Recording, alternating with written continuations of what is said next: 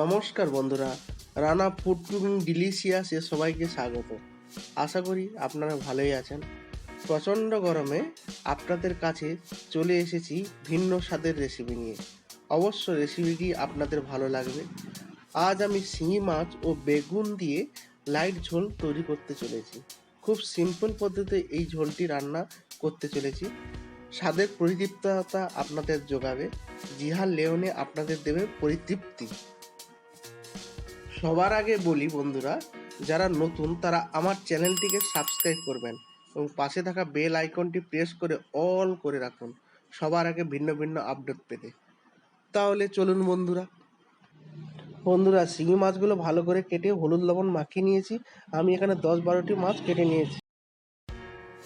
একটি পাত্রের মধ্যে একটি বড় সাইজের আলু কেটে নিয়েছি, একটি টমেটো, 4টি কাঁচা লঙ্কা ও একটি বড় সাইজের পেঁয়াজ কেটে নিয়েছি। বেগুনগুলো হাফ করে কেটে নিয়েছি বন্ধুরা।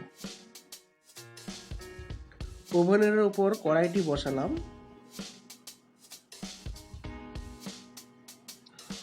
ওভেনটি জ্বালালাম। কড়াই গরম হতে কড়াইতে 50 গ্রাম মতো তেল ঢাললাম। তেল গরম হতে তাতে মাছগুলো আস্তে আস্তে দিয়ে ভেজে নেব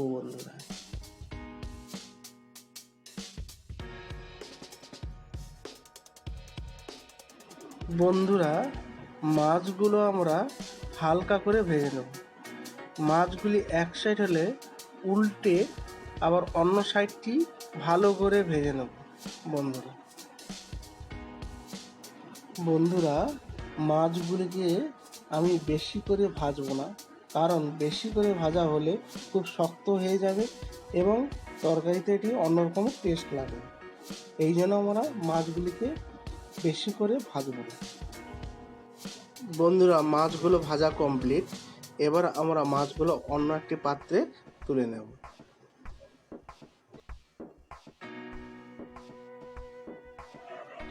কড়াইয়ের মধ্যে আরও 30 গ্রাম সাদা তেল অ্যাড করলাম। আমি পুরো ব্যবস্থাটি সাদা তেলে রান্না করেছি, পারলে তোমরা সরষে তেলে রাঁধতে পারো বন্ধুরা। কড়াইতে প্রথমে বেগুনগুলো হালকা করে ভেজে নেব।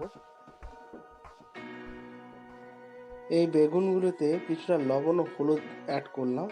ভালো করে আমরা এগুলো নাড়তে থাকবো।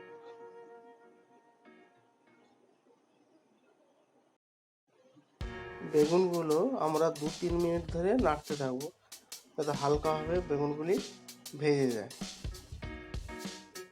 বেগুনগুলি এবার আমরা ভাজা কমপ্লিট হয়ে গেছে, অন্য একটি পাত্রে তুলে নেব বন্ধুরা।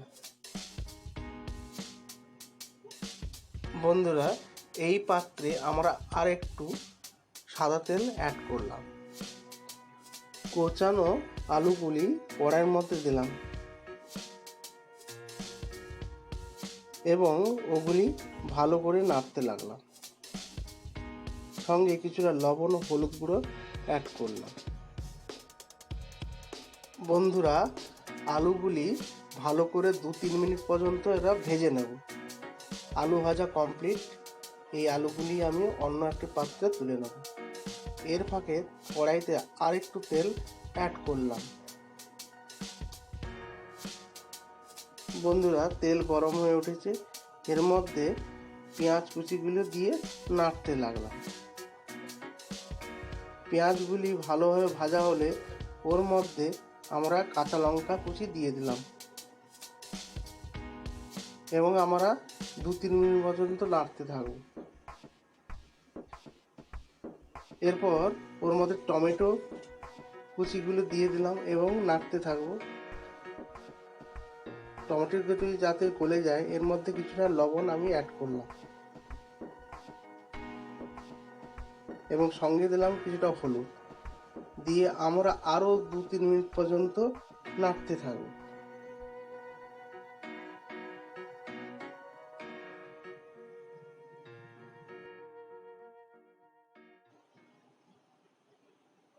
বন্ধুরা। এর ফাঁকে আমরা 2-3 কাপ জল অ্যাড করব।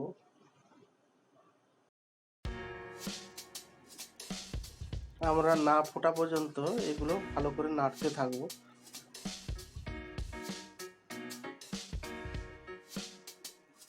এবার কড়ার মধ্যে ঢাকনা দিয়ে আমরা 5 থেকে 8 মিনিট রেখে দেব এবং ওভেনটিকে মিডিয়াম অবস্থায়। কড়াইয়ের ঢাকনা খুলে নিলাম এবং এর মধ্যে ভেজে নেওয়া আলু ও বেগুন ঢেলে দিলাম।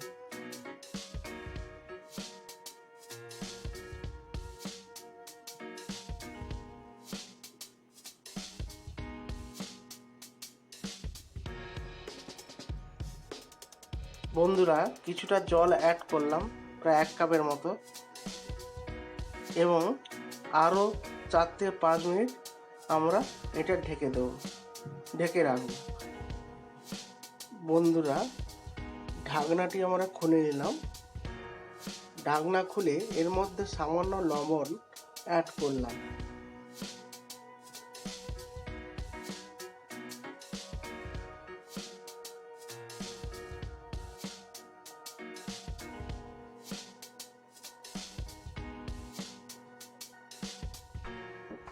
আলু ও বেগুনগুলি সেদ্ধ হলে ওর মধ্যে মাছগুলি নিয়ে আরও 3-4 মিনিট আমরা ঢাকনা দিয়ে রাখব।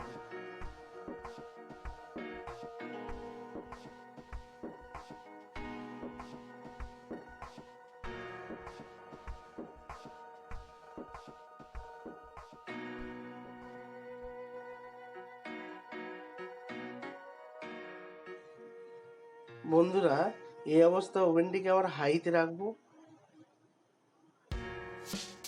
ঝোল ফুটে উঠেছে। এর মধ্যে আমরা কিছুটা প্রায় 1 টেবিল স্পুন জিরে গুঁড়ো অ্যাড করব।